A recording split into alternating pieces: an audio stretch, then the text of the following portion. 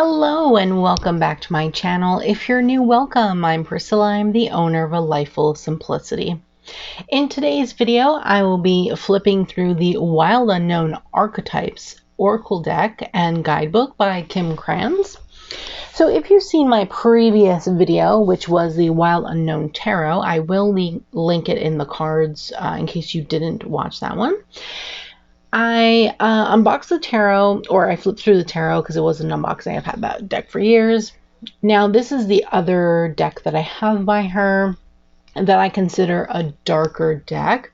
I typically use this particular deck here for shadow work. I find it very useful for shadow work. So again, like the tarot, this is a gift box set. So I typically have this bigger box in a drawer, and then the actual deck, the box that comes with the cards and the guidebook I have on my shelf. So I did buy this a while ago. I paid retail price for it. So if you can see here, let me focus on the bottom. It retailed for $50 in Canada and $40 in the US.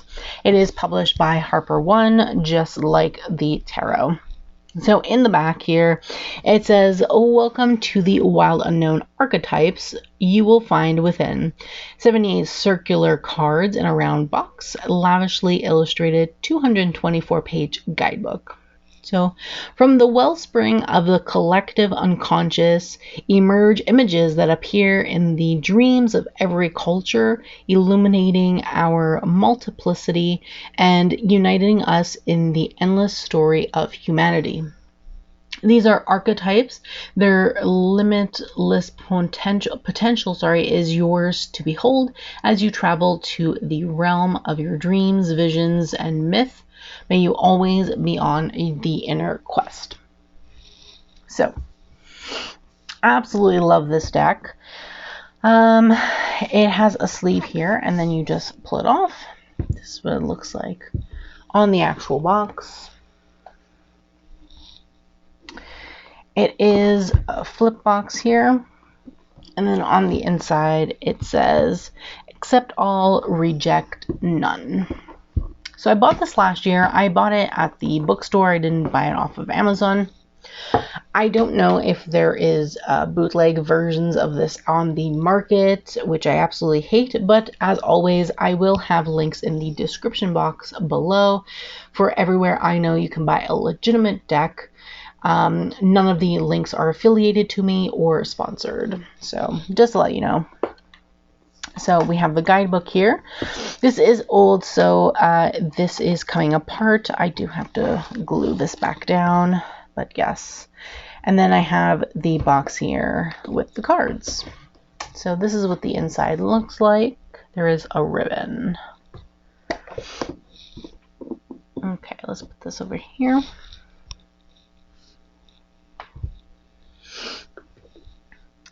So let's go ahead and go through the guidebook.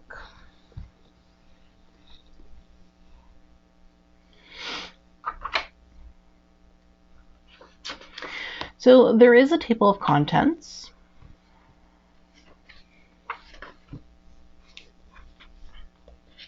And the table of contents, this deck has a lot of cards, just to let you know. A lot of cards. So the cards are separated, so there is a structure to this deck. We have selves, places, tools, and initiations. And then she talks more about like how this deck came to be.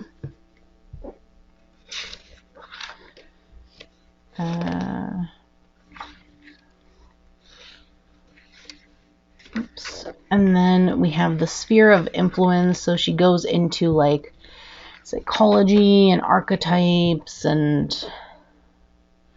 whatnot. And we have a little diagram here. Then we have awakening the archetypes. And it talks about this. So the archetype plus type equals the original of its kind, the first image, the inherited emerging pattern, the initial and eternal energy. So their origin. Oops. Okay. And then let's see here.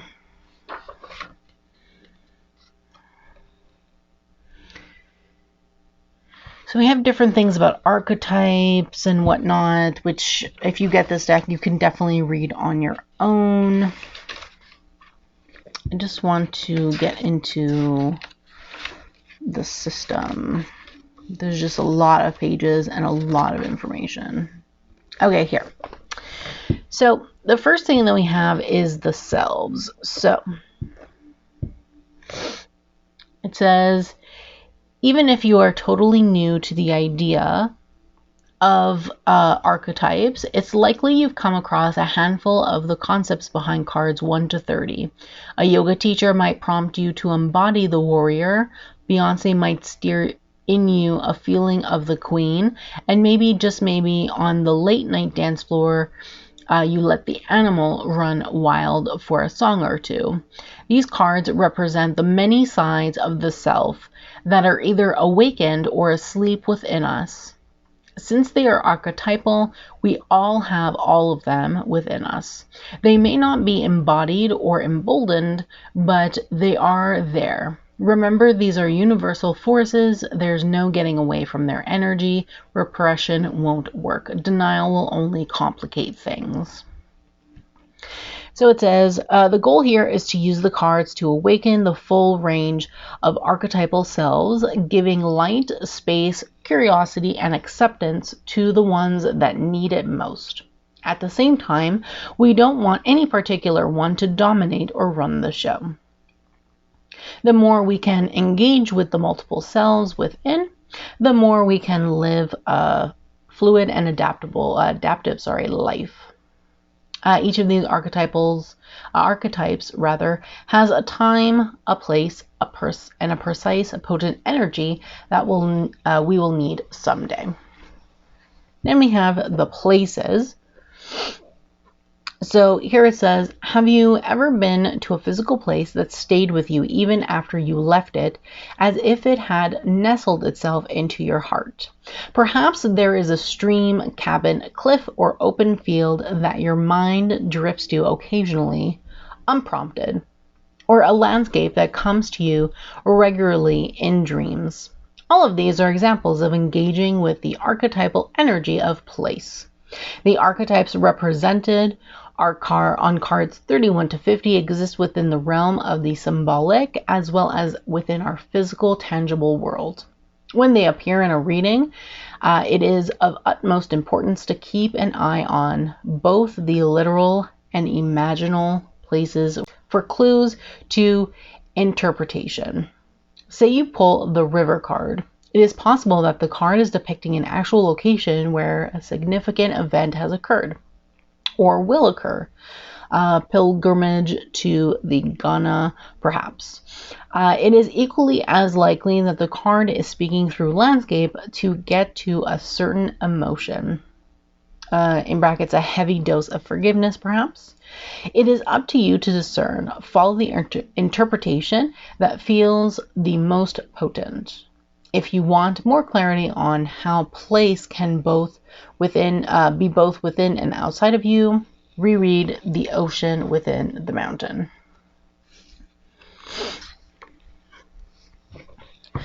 Then we have the tools. So it says, think of many myths and fairy tales that are centered around a sacred object or tool. The protagonist may lose a glass slipper, be given a sword, need to find a ring, deliver a map, break a spell, or send a silver arrow into the heart of the enemy. In these cases, the object represents much beyond itself. We too relate to worldly objects in this way. We may find ourselves terrified to plant the seed for the next project. When things get tough, in our words may take on the sharp edge of the knife rather than the gentle openness of the prayer. Tend to cards 51 to 70 with your full awareness. They carry great weight. When they appear, know that they represent the objects, concepts, skills, or moments that need attention in the narrative of your life. They too can be literal and or symbolic. Remember, there are no good or bad tools. Every tool has a time and a place. Discernment is key. The blade can stop a heart, but it can also save a life. Tools must be used skillfully, cleaned regularly, and stored thoughtfully when not in use. Soon you will find an infinite treasure chest of archetypal tools will become available to you just when you need them most. And then lastly, we have the initiations. So the initiation cards, 71 to 78, are similar to trump cards or the major arcana in tarot. So they represent the big moments, junctures, and situations in life that carry major significance along our journey. Archetypal speaking, initiations are events that change us on a fundamental level. They are the big whammies of life. In the model of the hero's journey, they may be called the ordeal. Think falling in love, heartbreak beyond heartbreak, death of a loved one, marriage, divorce, moving, having a child, facing a trial, or experiencing a spiritual awakening that shakes your foundation. We know that we have gone through an initiatory experience when the very fiber of life as we know it has changed. We can't go back to the person we were before, but we are not yet quite sure who the new self is. Because of the weight these cards carry, take time to contemplate them deeply. You could study one of these concepts for an entire lifetime and be left with unanswered questions. That is what makes them so powerful. They are the keys that unlock the entire deck. Eventually, we come to understand that the initiations are markers of the deeply personal experience that connects us to the timeless story of humanity. So those are the different sections of cards. So we have using the cards. We have follow the image. This is a 1-card spread. We have a 3-card spread. We have a 4-card spread. We have a 5-card spread. We have another 5-card spread. We have card rotation. So read the cards upright. Okay. Treat the card orientation as an added layer of meaning.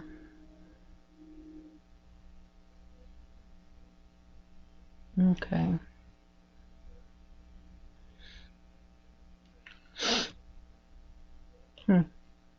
Okay.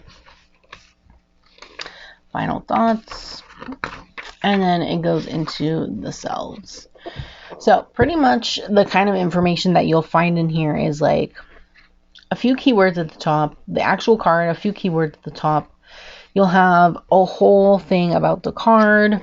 Then you'll have when light, when dark, and go deeper. Go deeper. Then you'll have some extra information on the sides. So like this. And like that. So they're all pretty much like that when it comes to the cards. The information on the sides obviously will all be different depending on the card, but that's pretty much what you have. Same thing for the initiation cards. So as always, I will pick a card at the end and then read everything that's in the guidebook. So this does say, while unknown archetypes, Kim Kranz, over and over again. It's a bit scratched because I have been using this, as I said, for a long while. I bought this last year and I do use this a lot. So we have the cards here. This is the inside of the box. There's a pearl on the top.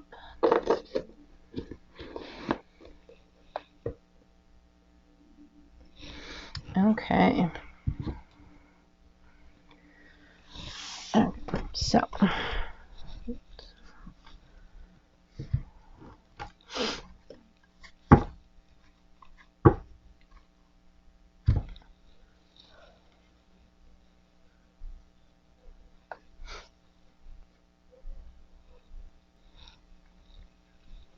So the first card we have is the Mother.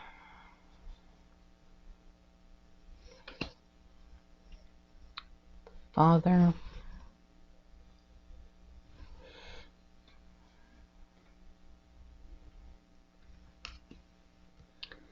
Starborn. So these are the backs. They're like a blown up diamond, I think.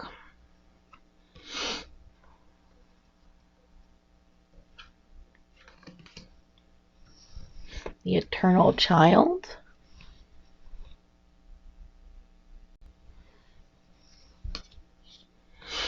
The Orphan.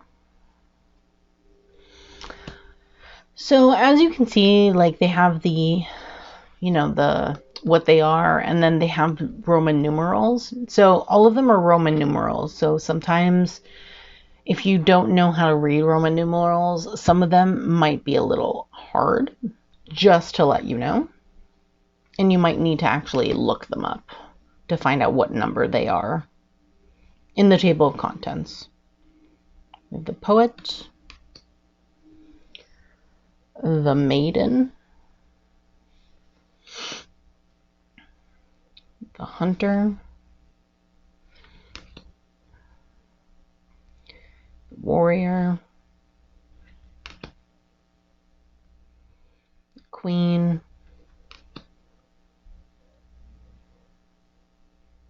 the King. We have the Crone, Judge, Shapeshifter, the Shaman,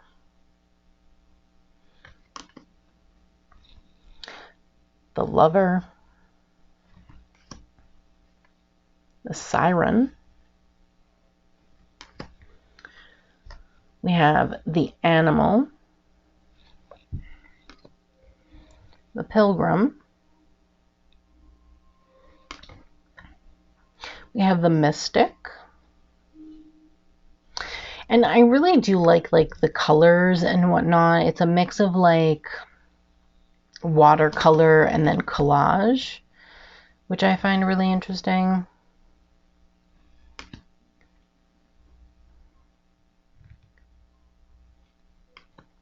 I just love her style, so.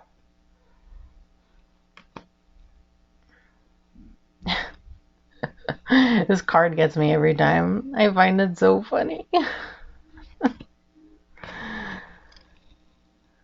The Unseen. We have the Shadow, the Self, and the One. So the first 30 cards are all the selves. Now we go into the places. The Heart, the Cave, the Mountain, the River, the Ocean. I love this card. The Forest is probably one of my favorites. And then the Desert. I love those too. We have the Bridge, Temple, Dead End, The Village. This reminds me of that horror movie there, The Village. The Castle.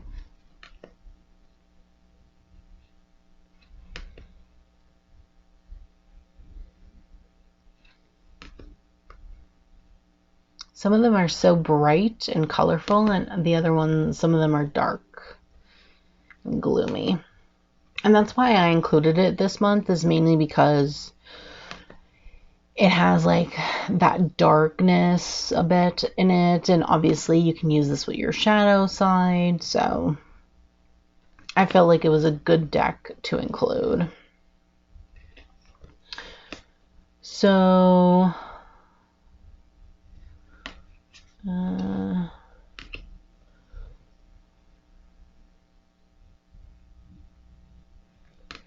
are we in the tools yet? Let me see, hold on. I think we're in the tools. But let me just double check just to make sure. Yeah, the flame. Okay, so this is part of the tools. I love this card. We have the Tear, the Riddle, the Vow, the Vision. I love the owls in that card. The Gem, the Ring, Nectar, Medallion, Kiss, Mask, Sword, Venom. We have the Offering, Prayer, the Seed, Stone, the Mirror, the Vessel, the Thread, and this is the last one for tools. Then we have the Initiation. So Eros, Agape, I think, Thanatos. Not very good with pronunciations of these ones.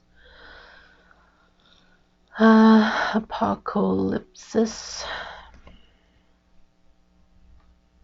This is Genesis, I think.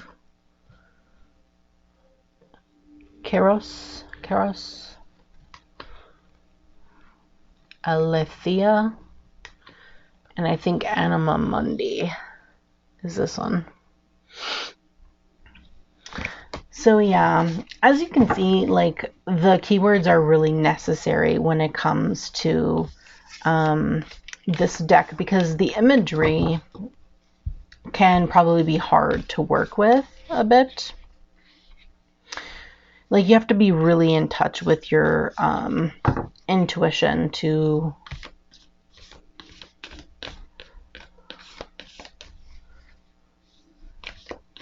like really let that guide you with these cards. So I work with the guidebook a lot for this deck. Oops. You get used to the shuffling. Obviously it's a bit harder because I have a camera in front of me while I'm shuffling, so for me it's a little bit harder to do that. They are matte and they do stick together a lot, so a lot of the time I do this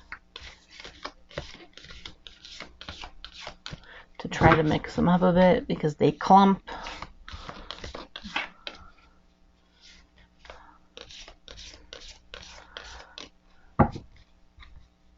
Just trying to mix them up a bit because they were in order.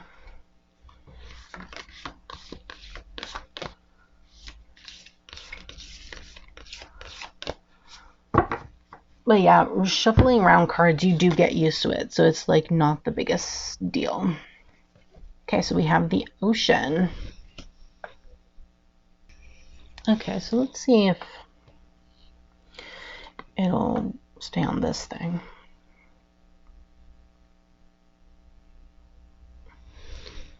Okay, not bad.